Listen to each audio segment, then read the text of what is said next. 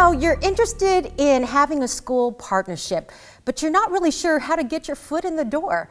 Well, that's what I would like to share with you today with my personal experience in putting together a church partnership, and I call it the ABCs of school partnership.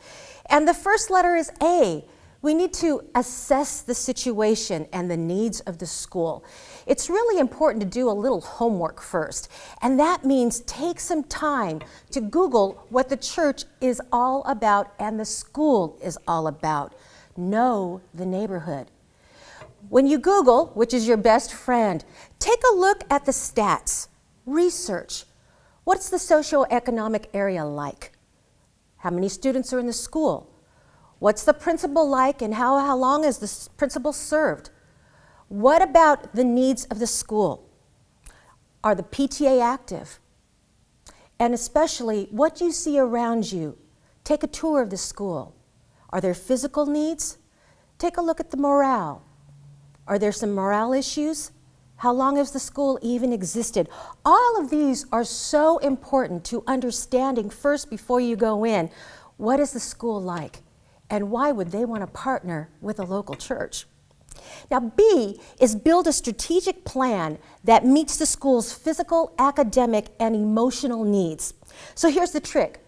The research that you do beforehand is so critical before you knock on that principal's door, because that is going to provide a strategic, possibly 1, 2, 3-year plan on what you're going to do in the future to build that relationship with the school.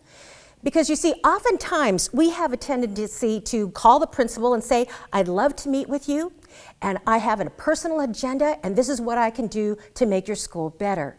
But that's a no-no, because what you want to do is hear what they need from you.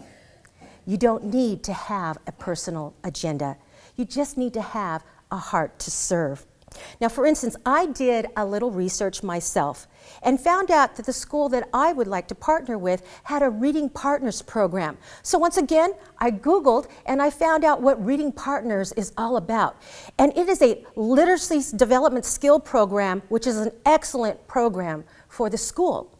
So instead of calling the principal first, I actually called the coordinator of the reading program. And I said, hey, I hear you have an excellent program. How's it going? And she said, you know, it's okay. Unfortunately, we have 40 kids to tutor and we only have 8 volunteers. Guess what? That's a foot in the door. That was an opportunity where a need existed and I was just there to fill it. That's the most important part. You see, going into a school doesn't mean you have to create a program or a special event. It means meeting a need and then filling it. And that's exactly what happened. We showed up strong with the amount of volunteers we needed to support the 40 kids that were in need. You know what that did? That led to C, create an atmosphere of trust. That's so important because now, after showing several months of demonstrated skills that we can come in and we can support the school's need, there's talk around the school. We can be trusted. We are there to help the school. Now, when that came into play, this building trust now, the principal started to see me around. She didn't know where I was or that I represented a church. I was just there to serve. What happened in the middle of a hallway pass and we were passing, I talked to her and I said, hey, can we meet sometime? I am really enjoying serving at Reading Partners. What turned around is something that I never thought would happen.